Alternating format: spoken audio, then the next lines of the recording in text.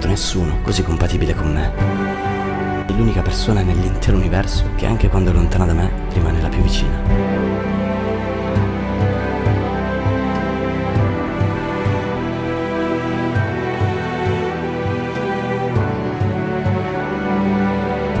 I tuoi occhi mi hanno fregato.